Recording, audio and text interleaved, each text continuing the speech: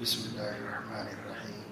الحمد لله رب العالمين، والصلاة والسلام على أشرف الأنبياء وسعادة الأتقياء وسيد المرسلين سيدنا وحبيبنا محمد وعلى آله وأهل بيته وصحبه أجمعين.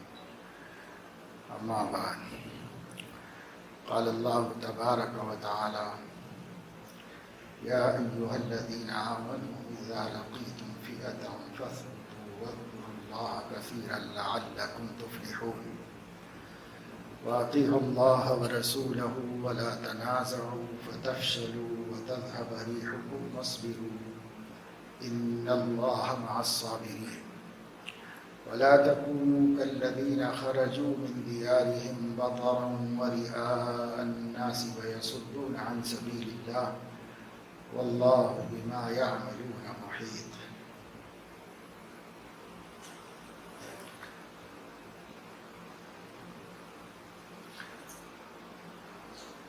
گزشتہ جمعے میں خطبہ مسنونہ میں یہی آیات تلاوت کی گئی تھی اور اس کی تمہیدی گفتگو میں وقت مکمل ہو گیا۔ آیت سے متعلق کچھ عرض نہیں کیا جا سکا اور یہی اصل مقصود تھا، اس لیے پھر انہیں آیت کو تلاوت کیا گیا۔ اللہ تبارک و تعالی شانہ نے اس آیت میں حضرات صحابہ کرام رضوان اللہ علیہم اجمعین کو خوفناک حالات میں دشمن سے منہ پھیڑ کی صورت میں مقابلے کے اوقات میں اپنا لائحہ عمل اور پروگرام کیسے بنانا چاہیے اور اس وقت کیا روش اختیار کرنی چاہیے، اس کی جانب رہنمائی فرمائی ہے اور توجہ دلائی۔ دشمن سے یا کسی لشکر سے مقابلے کی مختلف صورتیں ہوتی ہیں۔ کبھی مقابلہ دو بدو ہوتا ہے، کبھی مقابلہ بالاسلحہ ہوتا ہے۔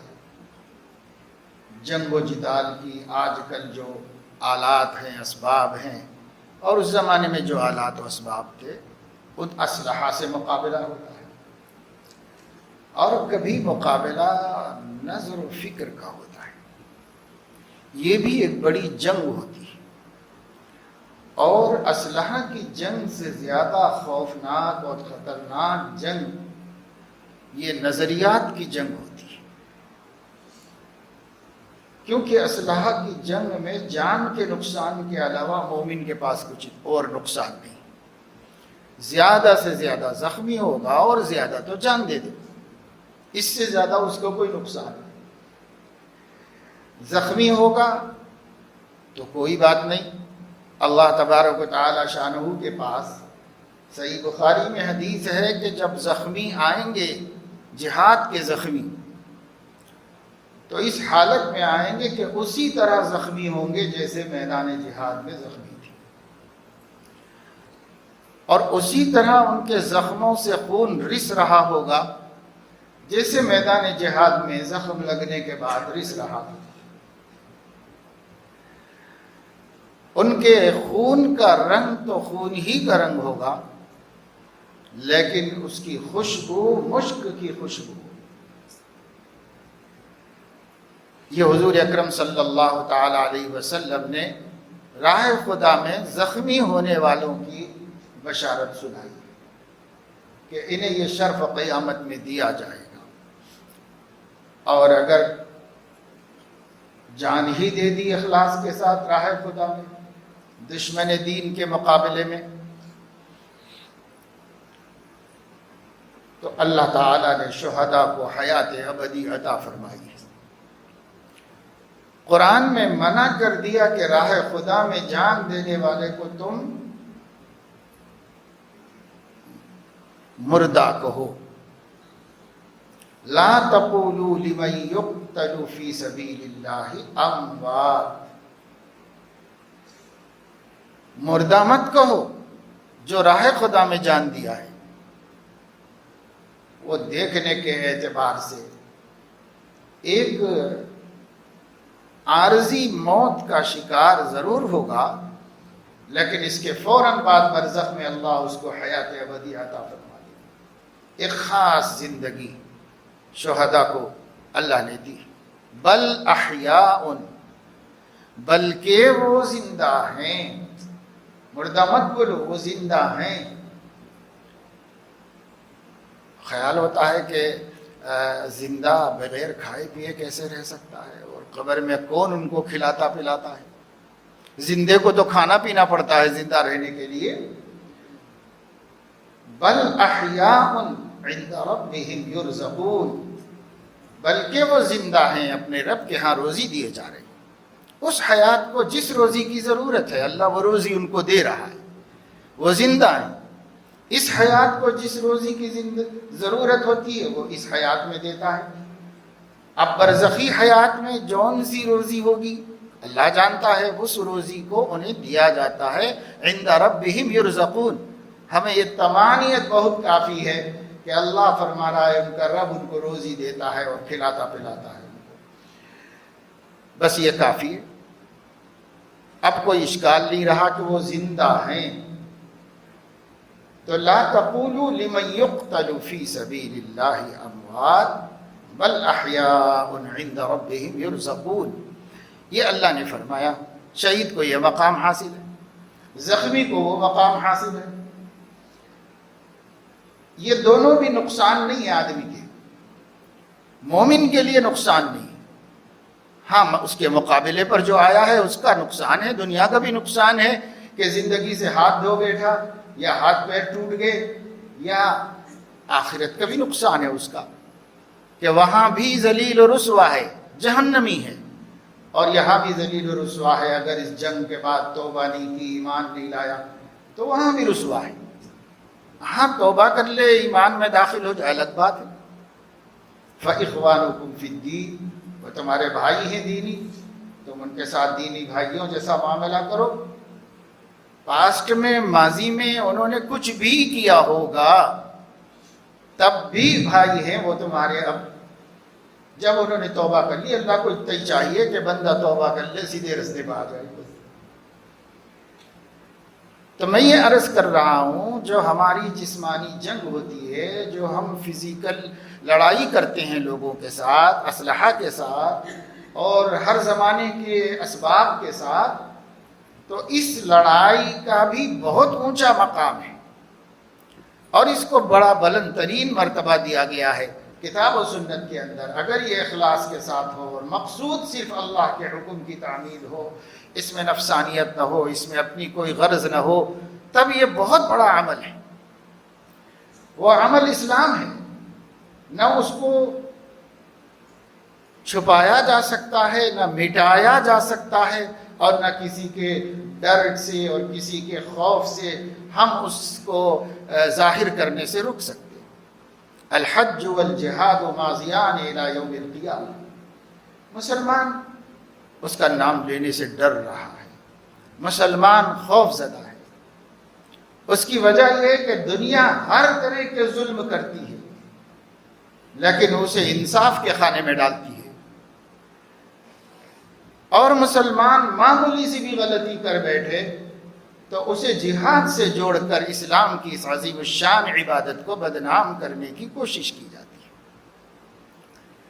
حکومتیں کیا کیا نہیں مظالم کر رہی، بڑے بڑے سپر پاورز نے غریب مملکتوں کو کس طرح بھلا کے رکھ دیا ہے، کس طرح ان کی چیخیں نکلوا دی ہیں، اور کس طرح ان لوگوں کو زندگیوں سے محروم ہونے پر مجبور کر دیا ہے۔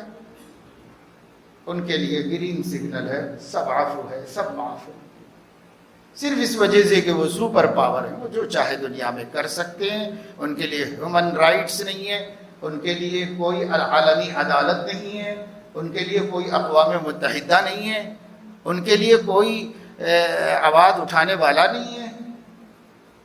تو ہم آہ بھی کرتے ہیں تو ہو جاتے ہیں بدنام، وہ قتل بھی کرتے ہیں تو چرچا نہیں ہوتا۔ دنیا آنکھوں سے دیکھ رہی ہے، روز کا قصہ ہے۔ وہ قتل بھی کرتے ہیں تو چرچا نہیں ہوتا، اور قتل بھی نہیں، بستیوں کی بستیاں مٹا دیتے، خاندان کے خاندان برباد کر دیں، چرچا نہیں ہوتا۔ لیکن ہماری زبان سے ایک لفظ بھی نکل جائے تو یہ جہادی لوگ، یہ آتنکواد ہے، یہ فلاں ہے، یہ ایسے ہے، یہ ایسے ہے۔ تو دنیا نے ایک دوغلی پالیسی بنا رکھی ہے، ان کی مرضی ہے۔ اچھا انسان وہ ہوتا ہے جو ظاہر میں بھی ویسا ہی ہو، باطن میں بھی ویسا ہی ہو، زبان سے بھی وہی بولے، اپنے عمل سے بھی وہی دکھائے، دوسروں کو بھی وہی بات اچھی کہے جس کو خود بھی اچھی سمجھتا ہوں۔ تو ایسے لوگ اچھے انسان ہوتے ہیں، چاہے ہندوؤں میں ہوں، عیسائیوں میں ہوں، یہودیوں میں ہوں، نصرانیوں میں ہوں، مجوسیوں میں ہوں، کوئی کسی مذہب میں ہوں، انسان تو اچھے ہیں، اچھے انسان کہلائے۔ لیکن جن کے ہاں دوہرا پن ہے، منافقت ہے، ان کے لیے الگ قانون، ان کے لیے الگ قانون، ان کے لیے الگ مسئلہ، ان کے لیے الگ مسئلہ۔ یہ اونچ نیچ، ذات پات کے خلاف قوانین تو پاس کر دیے گئے، لیکن دنیا انسانیت کے ساتھ سلوک اونچ نیچ و ذات پات کا ہی رکھتی ہے۔ مذہبوں کی نظر سے دیکھا جاتا ہے، قوموں کی نظر سے دیکھا جاتا ہے۔ تو خیر، یہ جتنے مقابلے ہیں میں نے بتایا کہ اس میں اگر مومن کا کوئی نقصان ہے، یا تو جسم کا نقصان ہے یا جان کا نقصان ہے، اور اس کے علاوہ کوئی نقصان نہیں ہے، اللہ کے ہاں سراسر کامیاب ہے۔ ہر حال میں اللہ کا منظور نظر اور محبوب نگاہ ہے، اللہ ہر حال میں۔ بس اتنا ہے کہ نیت صحیح ہونی چاہیے، نیت میں کھوٹ نہیں ہونا چاہیے، عمل اللہ کے لیے ہونا چاہیے بس۔ لیکن اس کے مقابلے میں جو نظریاتی جنگ ہوتی ہے، جو افکار اور خیالات کی جنگ ہوتی ہے، جو علمی جنگ ہوتی ہے، جس میں عقیدوں سے بحث کی جاتی ہے، جس میں اپنی اپنی آئیڈیالوجی اور اپنے اپنے ذہن کے سمجھی ہوئی چیزوں کو ایک دوسرے کے سامنے لڑایا جاتا ہے، یہ بھی ایک جنگ ہے، یہ فکر کی جنگ کہلاتی ہے۔ اس جنگ سے اگر مومن ٹکرائے گا تو مومن کے لیے بہت بڑا نقصان ہے جو اس جنگ میں نہیں ہوتا۔ میں نے بتایا اس جنگ میں زیادہ سے زیادہ جان کھوئے گا، اس جنگ میں ایمان بھی کھو سکتا ہے، اس لیے یہ خطرناک جنگ ہے، یہ بڑی خوفناک جنگ ہے۔ اس وقت دنیا دونوں جنگیں لڑ رہی ہے، طاقتور اور کمزور کے درمیان اسلحہ کی جنگ چل رہی ہے، حق اور ناحق کی بنیاد پہ نہیں، عدل و انصاف کی بنیاد پہ نہیں، طاقت اور ضعف کی بنیاد پہ۔ ایک طاقتور ہے، دوسرا کمزور ہے، طاقتور کمزور کو لڑ رہا ہے، مار رہا ہے، دنیا میں یہ روز ہو رہا ہے، ہر جگہ ہو رہا ہے۔ قوت اور کمزوری کی جنگ چل رہی ہے، اور وہ اسلحہ کے ساتھ چل رہی ہے، نت نئے اسلحہ کے ساتھ چل رہی ہے۔ بڑی طاقتیں، بڑی بڑی طاقتیں تیار کر رہے ہیں، اور اس کا استعمال کیا کر رہے ہیں؟ اس کا استعمال مظلوم کی مدد کے لیے نہیں ہے، اس کا استعمال صرف اپنے مفادات کو حاصل کرنے کے لیے ہے، اور اپنی سیاست چمکانے کے لیے ہے۔ اور مظلوم کی مدد تو اس دنیا میں شاد و نادر ہی کوئی کرتا ہوگا، مظلوم کی کوئی مدد کرنے والی طاقت نہیں ہے دنیا میں۔ جتنے سپر پاورز ہیں ان کو سیاست کرنا ہے اور کچھ نہیں کرنا ہے، ان کو اپنی طاقت سے اپنے مفادات حاصل کرنا ہے، کمزور کا خون چوس لینا ہے، اور اس سے اپنے ملک کو ڈیولپ کرنا ہے اور اس کو بلڈ کرنا ہے۔ ان کے پاس بس اس کے علاوہ کوئی مقصد نہیں۔ سیدنا محمد الرسول اللہ صلی اللہ علیہ وسلم نے اس دنیا میں 63 برس زندگی گزاری، 40 سال میں تو ان کی کسی سے کوئی لڑائی نہیں تھی، اس کے بعد کے 13 سال میں بھی انہوں نے صبر کیا، صبر کیا، صبر کیا۔ مدینے کے 10 سالوں میں انہوں نے تلوار اٹھائی، مگر تاریخ پڑھ کے دیکھو تلوار ظالم کے خلاف اٹھائی ہے مظلوم کی مدد کے لیے، ظالم کے خلاف مظلوم کے مدد کے واسطے اٹھائی ہے، کسی کو مسلمان بنانے کے لیے نہیں اٹھائی، کسی کو مجبور کر کے کلمہ پڑھوانے کے لیے نہیں اٹھائی ہے، بلکہ کسی نے اٹھا دی تھی تلوار، اور اس وقت کی سچویشن یہ تھی کہ وہ سمجھے کہ کلمہ بہانے کے لیے پڑھ رہا ہے، کلمہ پڑھ لیا، جب آخری وقت اس کے سینے پہ بیٹھ کے تلوار نکالی، پہلے سے تو سب کو قتل کر رہا تھا مسلمانوں، جب اس کو قتل کرنے کے لیے یہ چڑھ کے بیٹھ گئے بدلے میں، تو کلمہ پڑھ لیا۔ اس کلمے کا پس منظر، موقع ایسا تھا، کوئی بھی ہوتا تو یہی سمجھتا کہ جان بچانا چاہ رہا، اور پھر وہی کرے گا جو کر رہا تھا، لہذا انہوں نے اس کو قتل کیا۔ یہ قصہ حضور علیہ السلام کی خدمت میں آیا، حضرت صلی اللہ علیہ وسلم کو صحابہ کہتے ہیں اتنا غضبناک ہم نے کبھی نہیں دیکھا جتنا آپ اس دن ہو گئے تھے غضبناک، اور آپ نے ارشاد فرمایا تھا کیوں جی تم نے ایک مومن کو قتل کر دیا، ایک کلمہ پڑھنے والے کو قتل کیا تم نے؟ انہوں نے کہا یا رسول اللہ ایسی صورتحال تھی، میں فیصلہ یہی کر سکا کہ یہ تو دھوکہ دے رہا ہے مجھے، تو فرمایا حل شققت قلبہ، دل چیر کے دیکھا ہوتا کہ اس میں اخلاص تھا یا وہ جان بچا رہا تھا، کیسے تمہیں پتا چلا کہ یہ جان بچا رہا تھا، کیوں نہیں اللہ کے کلمے کے اوپر اس کو چھوڑ دیا تھا؟ تو یہاں تلوار کلمے کے لیے کبھی نہیں اٹھائی گئی، بلکہ کلمہ پڑھنے والوں کو اٹھانے پر پکڑ کی گئی اور ناراضگی ظاہر کی گئی۔ البتہ ظالم کے خلاف ہمارے نبی نے برابر تلوار اٹھائی ہے، اور اس دنیا کی کوئی قوم، کوئی مذہب، قدیم جدید، پرانے زمانوں میں تاریخوں میں پڑھ لو، پرانوں میں پڑھ لو، ویدوں میں پڑھ لو، اور بائبل میں پڑھ لو، کہیں پڑھ لو، ہر جگہ اگر کوئی سرکشی پہ آتا ہے تو اس کے مقابلے میں تلوار اٹھائی جاتی ہے، کوئی مذہب ہو، کوئی دین ہو، ہر جگہ۔ تو اسے خاص اسلام کی بات کیوں کہی جائے کہ سب اسلام ہی میں ایسا ہوتا ہے؟ ہر دین ثبوت دے رہا ہے کہ ایسے وقت یہی کیا جاتا ہے، لیکن اسے اسلام سے جوڑنا ایک شرارت ہے، ایک سیاست ہے۔ خیر، یہ جو جنگیں ہو رہی ہیں اس وقت میں پورے انٹرنیٹ پہ چل، افکار و نظریات کی جنگ ایک دوسرے سے ٹکرا رہی، مسلمانوں کے اندر بھی اور مسلمانوں کے باہر سے بھی۔ اندر تو جہالت ہر شخص کو یہ باور کرا دی ہے کہ مجھ سے زیادہ جاننے والا کوئی نہیں، اور واقعہ یہ کہ علم جتنا بڑھتا رہتا ہے جہل کا احساس بڑھتا رہتا ہے، مزید علم کی ضرورت سمجھ میں آتی رہتی ہے، اور جتنی جہالت بڑھتی رہتی ہے علم سے بے نیازی اور استغنا بڑھتا رہتا ہے۔ جو شخص یہ کہے کہ مجھے نئی ضرورت ہے اب علم کی، میں خود ہی سب سمجھتا ہوں، تو سمجھو کہ یہ اس وقت سب سے بڑا جاہل ہے، اور جو جاہل کو فالو کرے گا وہ جہالت ہی کے گڑھے میں گرے گا جا کر کے، اور اس کو کوئی فائدہ نہیں ہو سکتا۔ ایک دفعہ نکل گیا حضرت موسیٰ علیہ السلام کی زبان سے، اور وہ بھی کسی ارادے کے بغیر، اور وہ بھی سچائی کی بنیاد پر کہ پوچھنے والے نے پوچھا تھا، ان کی ایک تقریر سن کر کے اوہو ماشاءاللہ اس وقت کوئی آپ سے بڑا عالم بھی ہے، تو کیا پیغمبر سے بڑا کوئی عالم ہو سکتا ہے؟ انہوں نے یہی بات کہہ دی کہ نہیں، میرے سے بڑا کوئی نہیں، کیونکہ میں اللہ سے علم پاتا ہوں، میں عالم ہوں، میں نبی ہوں۔ بات غلط نہیں تھی، لیکن بات اللہ کو اچھی نہیں لگی۔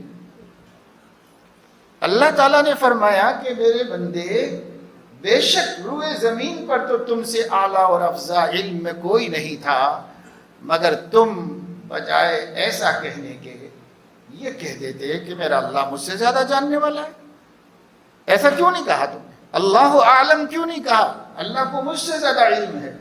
کہہ دیتے، اگر وہ کہہ دیتے تو مجھے یہ تواضع اچھی لگتی، لیکن یہ جو تم نے کہا مجھے اچھا نہیں لگا.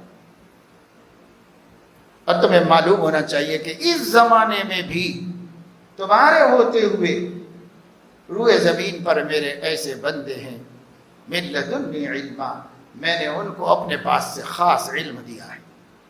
علمناہ من لدنا علما، ان کو میں نے میرے پاس سے خاص علم دیا ہے.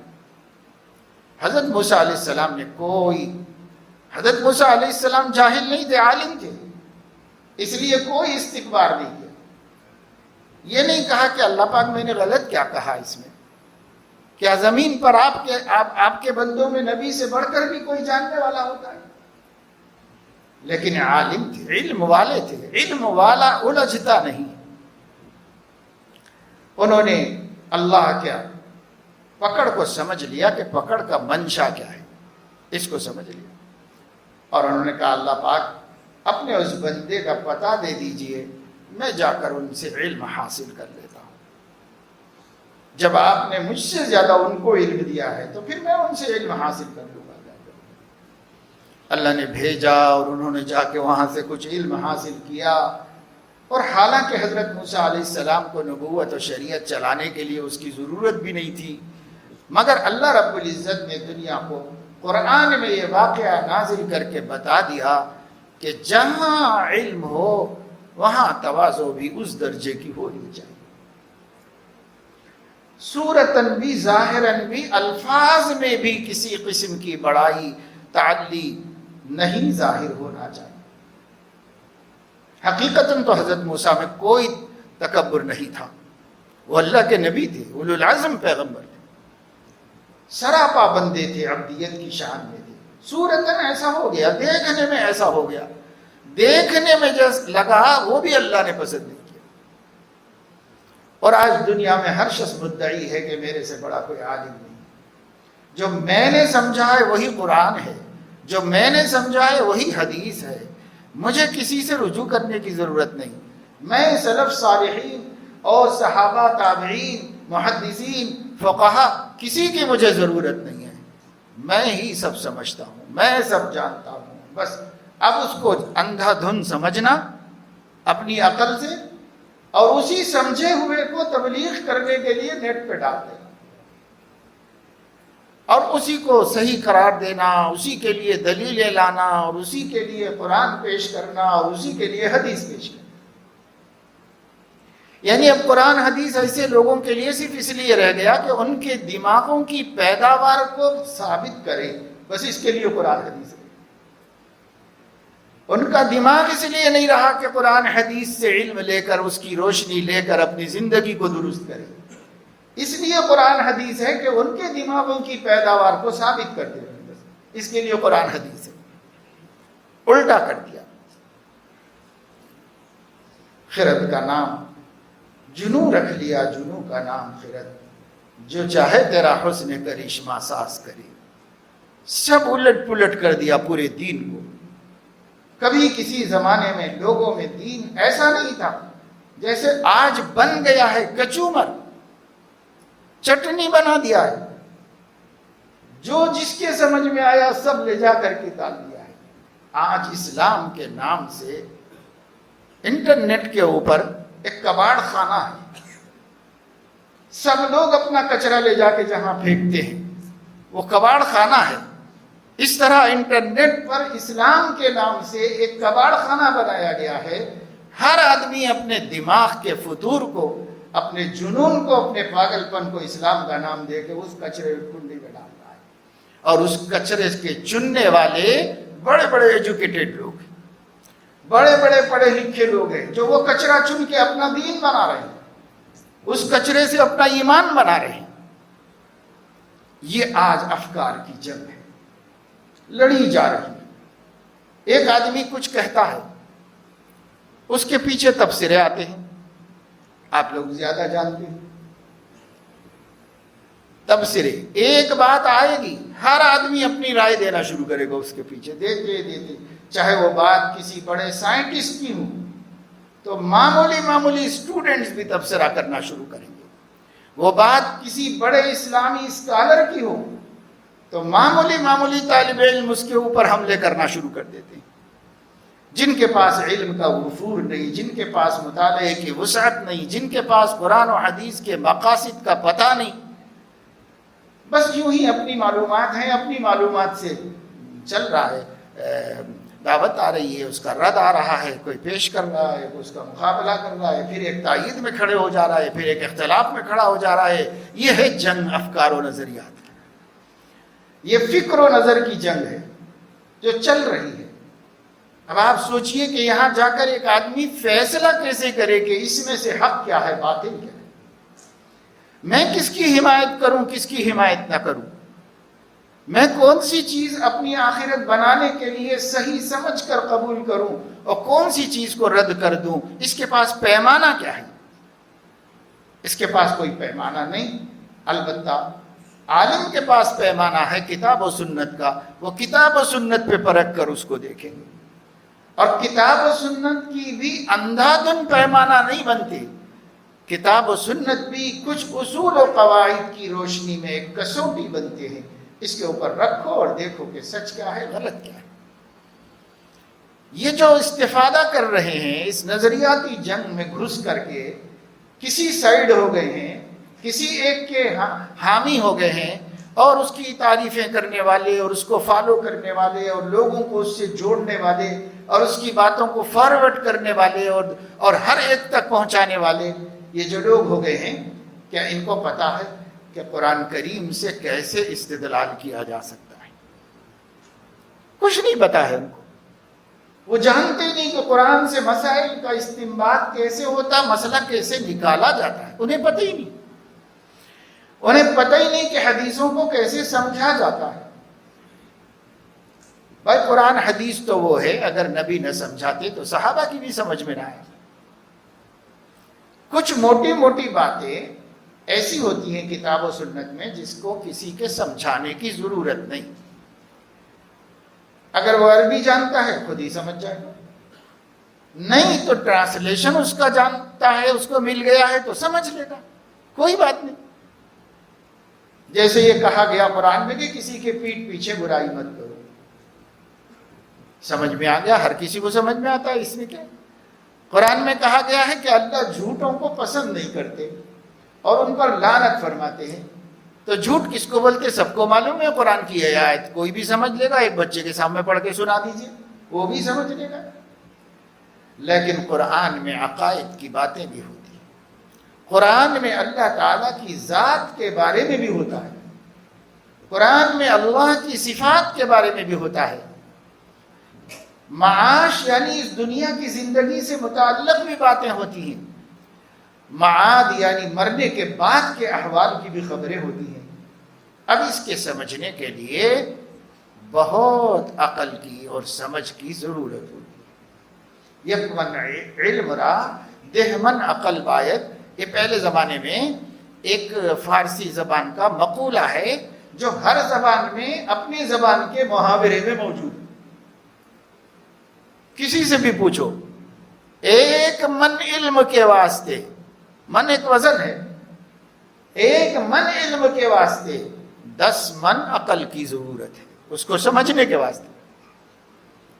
اگر دنیا کے علوم سمجھنے کے لیے عقل اور فہم اور اس کی روشنی کی ضرورت ہے تو اللہ رسول کی باتیں سمجھنے کے لیے کوئی بھی اندھا کھڑا ہو جائے اور یہ کہے کہ میں سب سے زیادہ سمجھاؤں، میں ہی صحیح سمجھاؤں، تو کیسے اس کو مانا جا سکتا ہے؟ تو یہ جنگ ہے. اب یہ جنگ جو خود مسلمانوں کے اندر چل رہی ہے، پوری دنیا کے ممالک کہیں بھی کوئی بندہ رہتا ہو وہ نیٹ سے جڑ جا سکتا ہے اور جڑ کر اس پہ اپنے نظریات و خیالات کو پیش کر سکتا ہے. اسی کو خالص توحید، اسی کو خالص حقیقی اسلام بتا سکتا ہے. تو اس طرح کون کیا سمجھ رہا ہے دنیا بھر میں، لاکھوں خیالات و نظریات کا ایک جنگل بن گیا ہے. وہ نیٹ جال تو جال ہی ہے، وہ ہر چیز کا جال ہے. کسی چیز کے بھی اندر ہم کسی صحیح نتیجے پر نہیں پہنچ پاتے. تو دنیا کے مسائل کو ہم کو کوئی اہمیت نہیں دیتے، اہل دنیا خوب سمجھیں، لیکن اپنا دین، اپنا ایمان، اپنا عقیدہ، آخرت کی تیاری اور اس کے لیے اس دنیا میں اپنے نظریے کا صحیح ہونا، اپنے فکر و اپنے خیال کا وہی ہونا جو حضرت محمد صلی اللہ علیہ وسلم نے صحابہ کو دیا تھا، یہ معمولی کام تو نہیں ہے، کھیل تماشا تو نہیں ہے، یہ تو زندگی کا مقصد حقیقی ہے ایمان والوں کے نزدیک۔ اس میں کسی فریب و دھوکے کے شکار نہیں ہونا چاہیے۔ اور جو دوسری نظریاتی جنگ چل رہی ہے وہ اسلام اور کفر کی چل رہی ہے۔ اسلام ایک دین ہے، کفر سینکڑوں دین ہیں، اس میں ایک دین نہیں ہے، بہت سارے دین اس کے علاوہ، اسلام کے علاوہ جتنے دین ہیں سارے وہ کفر میں داخل ہے، ایک اسلام ہے۔ یہ جنگ اسلام اور کفر کی لڑی جا رہی ہے، ایک طرف اسلام ہے اور ایک طرف کفر ہے، اس میں یہودیت بھی ہے، عیسائیت بھی ہے، نصرانیت بھی ہے۔ اب بالخصوص ہمارے ملک میں اس وقت ملک کے جو حکمراں ہیں ان کے عقیدے اور ان کے خیالات اور ان کی اپنی تھیوری، ان کی آئیڈیالوجی، وہ سب ایک طرف ہے۔ ایک طرف اسلام ہے جو صرف کتاب و سنت کا نام ہے، یہ اسلام ایک طرف ہے، ایک طرف یہ ہے۔ ان کو آج تک اس کی توفیق نہیں ہوئی کہ وہ بائبل کی شرح لکھیں، ان کو اس کی توفیق نہیں ہوئی آج تک کہ وہ انجیل کی شرح لکھیں۔ آج تک ان کے پاس ایسا کوئی قابل آدمی نہیں پیدا ہوا جو ویدوں اور ان کے مذہبی کتابوں کی شرح لکھے، ایسی واضح شرح کہ بھئی آخر اس میں یہ کیا کہا جا رہا ہے، ہر بات گنجلک ہے، ہر بات سمجھ سے باہر ہے، اس کو کیسے سمجھایا جائے، اس پر کسی نے کام کیا؟ تو اس میں ان لوگوں کا کام نہ کے درجے میں ہے۔ لیکن یہ بیچاروں کو خیال ہو گیا ہے کہ یہ قرآن کا شرح تفسیر ہے، تو اب یہ مفسر قرآن بن رہے، فلاں پرشاد اور فلاں ریڈی اور فلاں راؤ اور فلاں اور فلاں اور فلاں، اور یو پی، راجستھان، پنجاب، بہار وغیرہ کے تو نام بھی عجیب و غریب ہیں جو ہمارے علاقوں میں نہیں چلتے، مگر ہیں بہرحال ان کے اپنے نام ہیں۔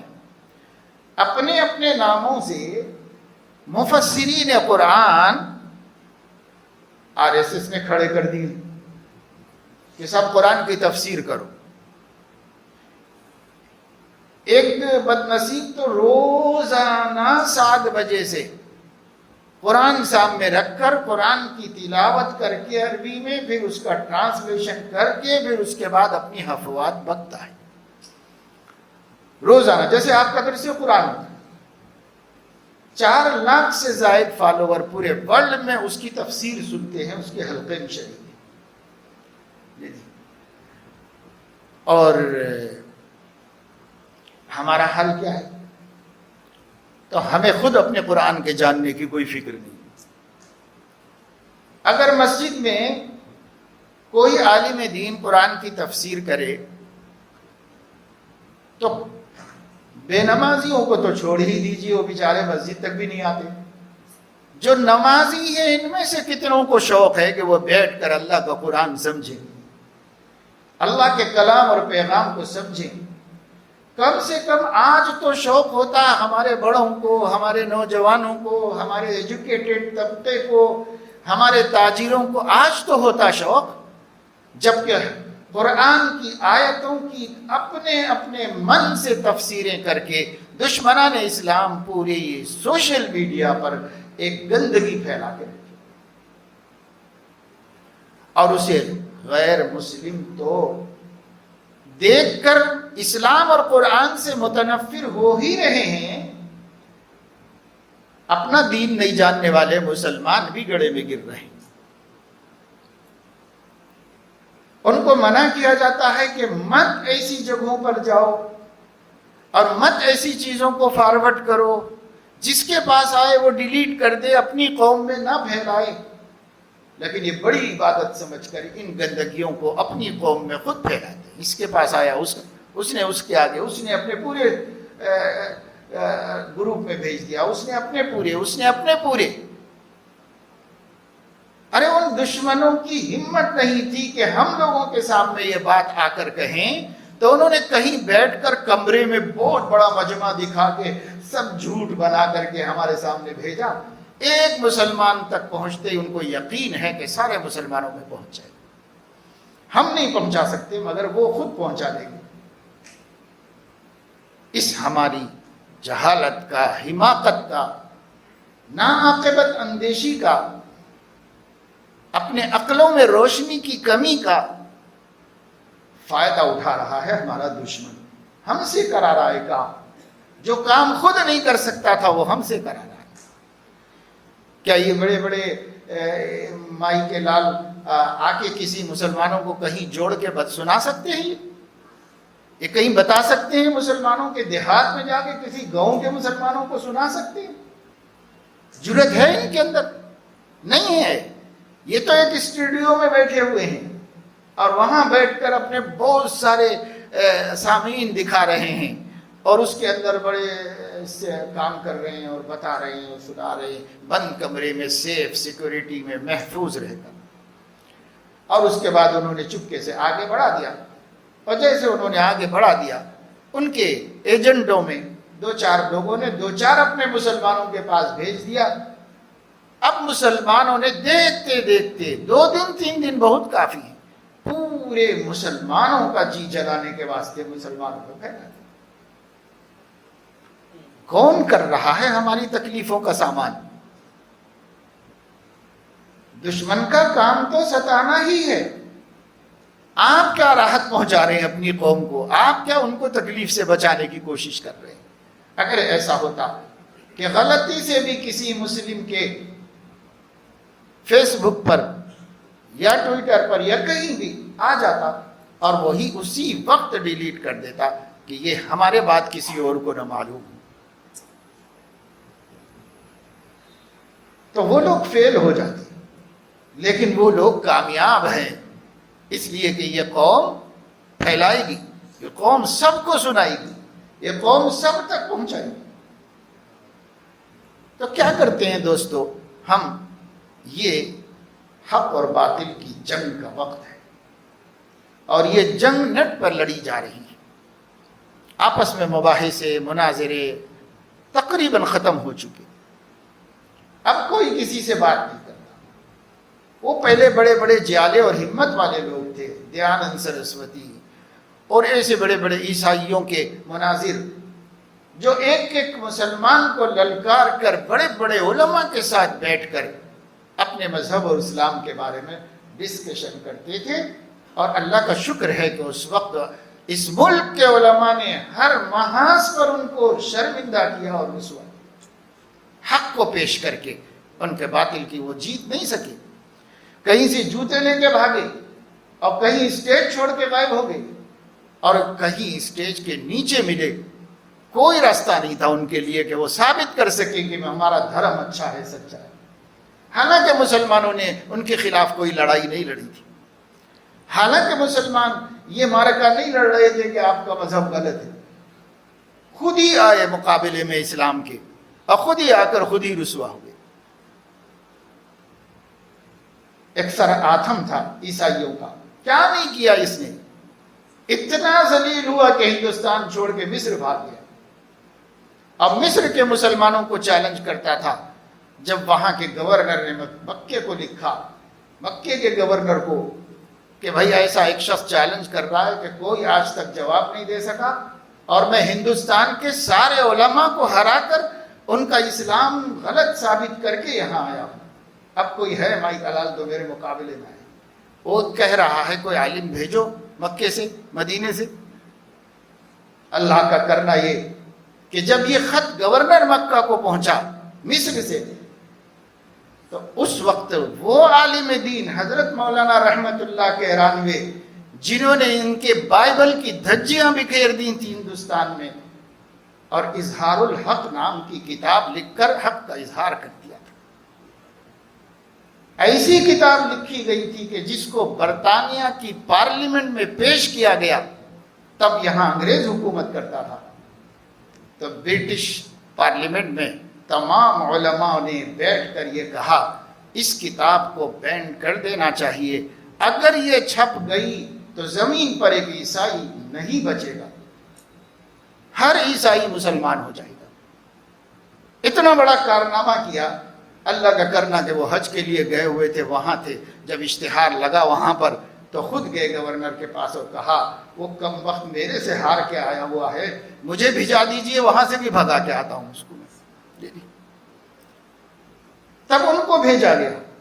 جب اسے پتا چلا کہ مولانا رحمت اللہ یہ ہمارے لیے بھیجے گئے ہیں تو کس رات میں غائب ہو گیا مصر چھوڑ کے، کسی کو پتا نہیں چلا کہ کہاں گئے. بھائی اسلام حق ہے.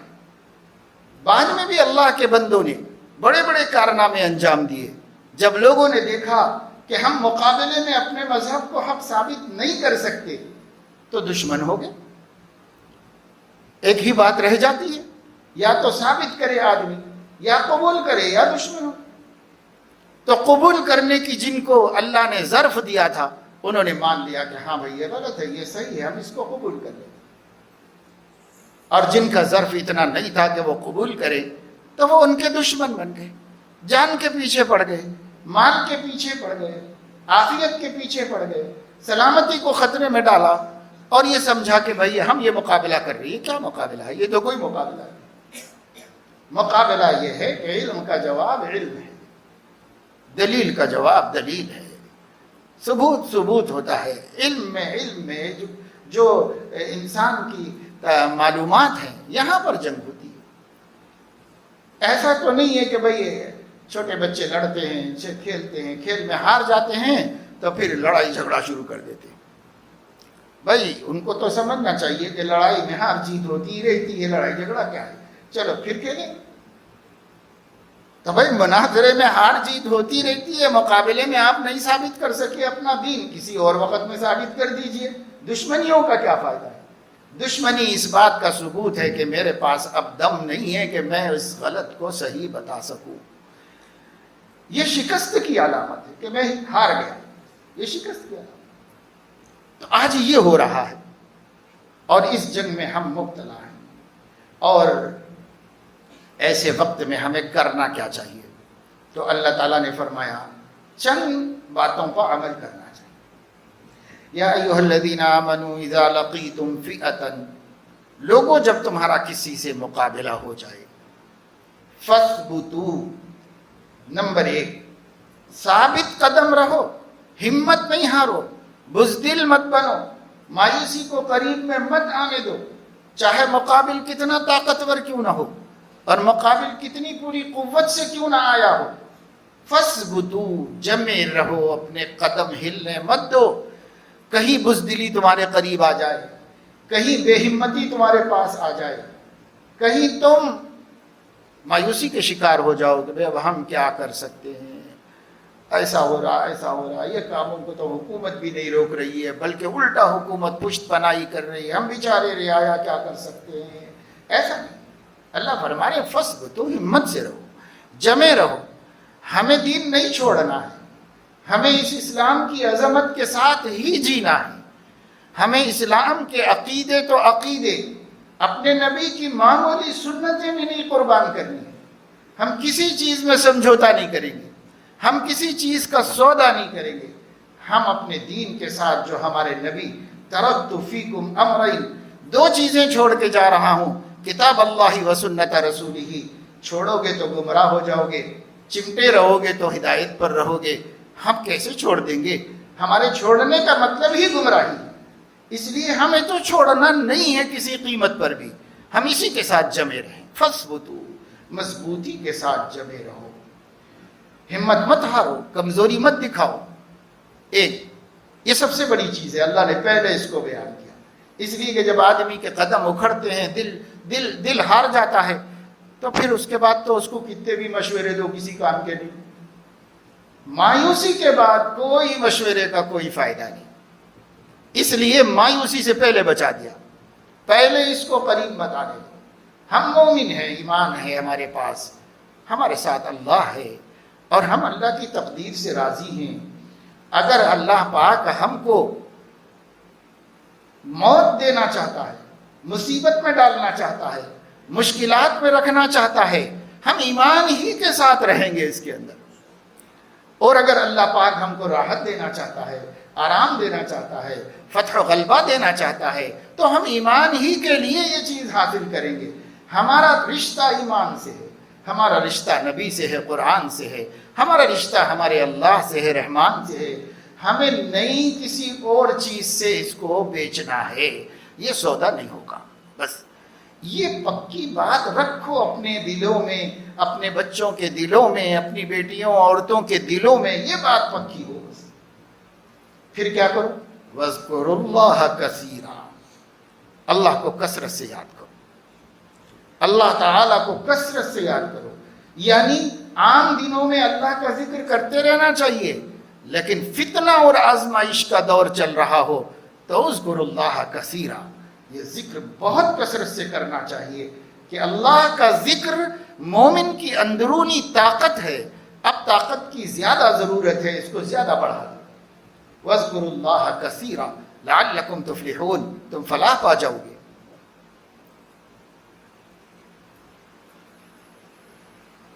اور اس کے آگے اللہ رب العزت نے فرمایا وَأَطِيعُوا اللَّهَ وَرَسُولَهُ، اللہ رسول کی اطاعت کرو.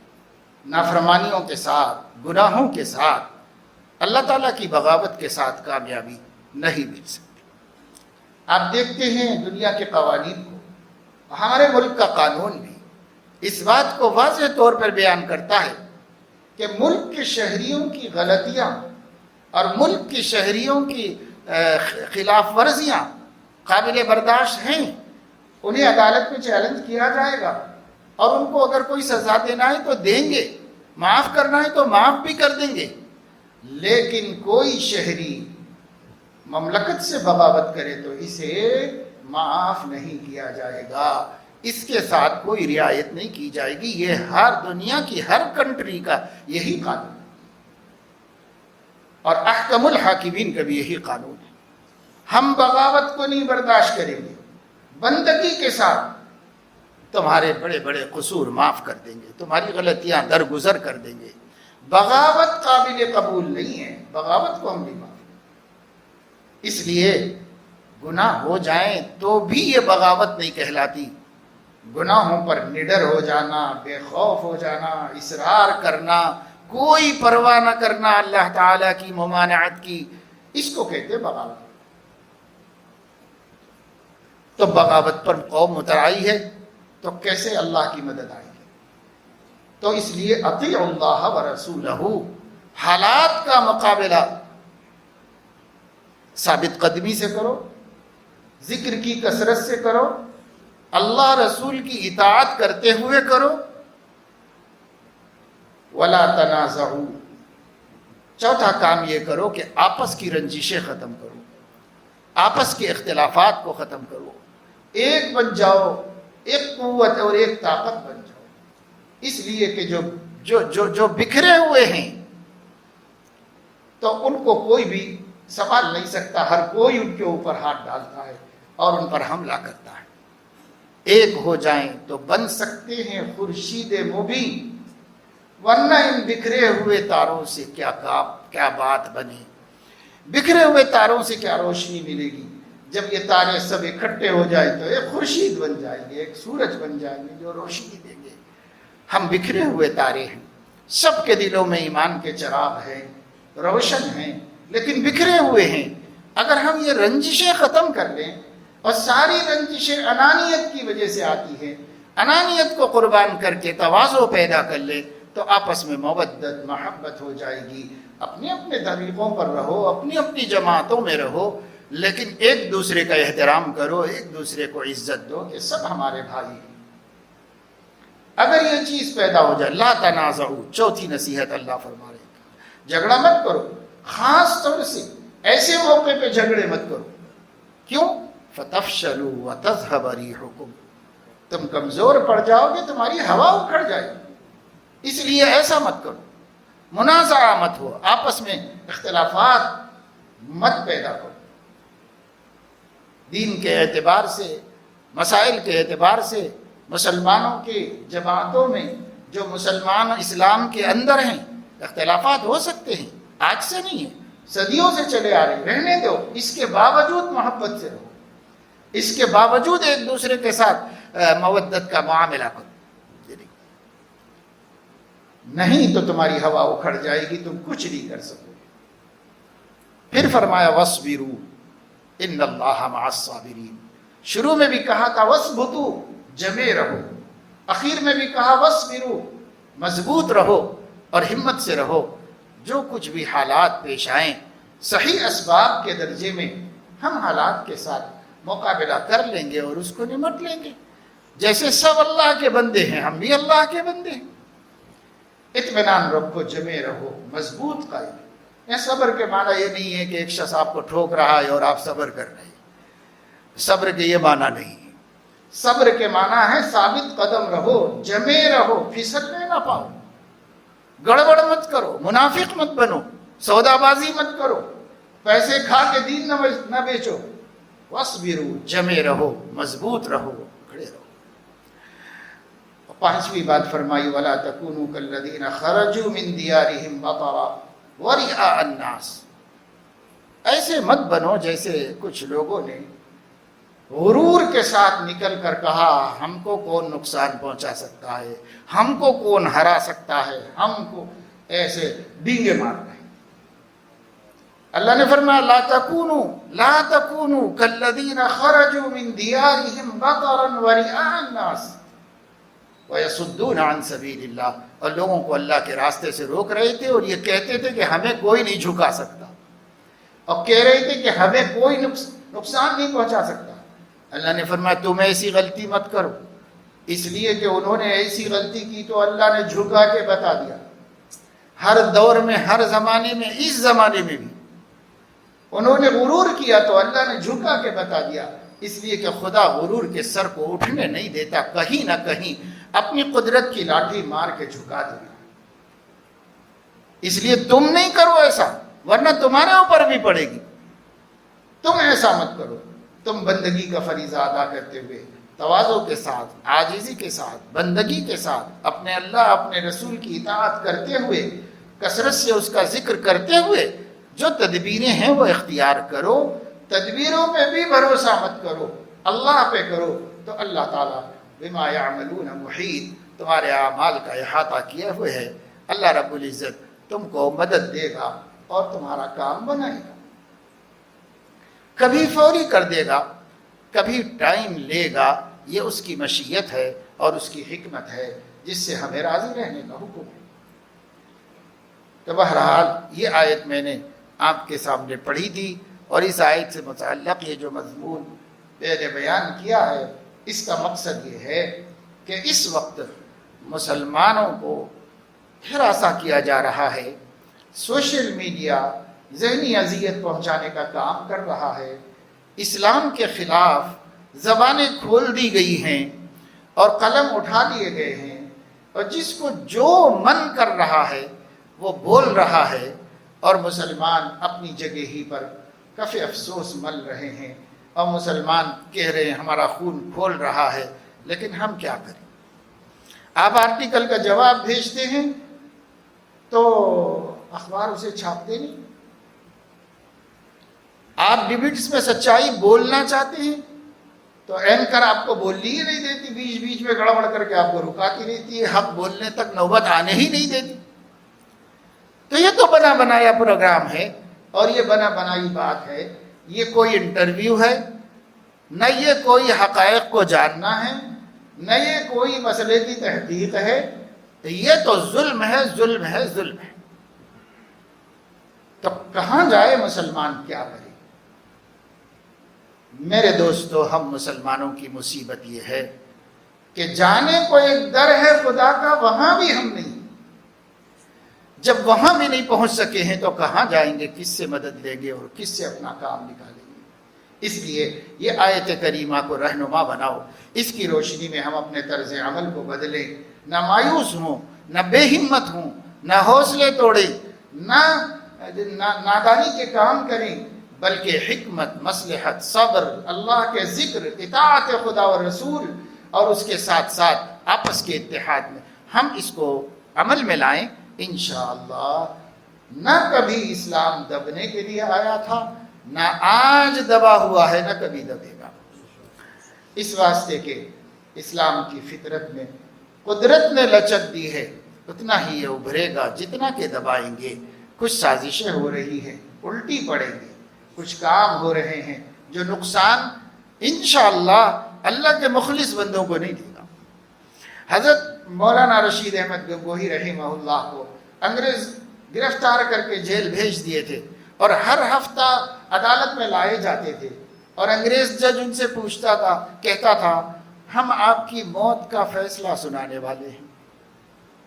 تو حضرت کا ایک ہی جواب ہر دفعے ہوتا تھا، حضرت فرماتے تھے کیا حرج ہے؟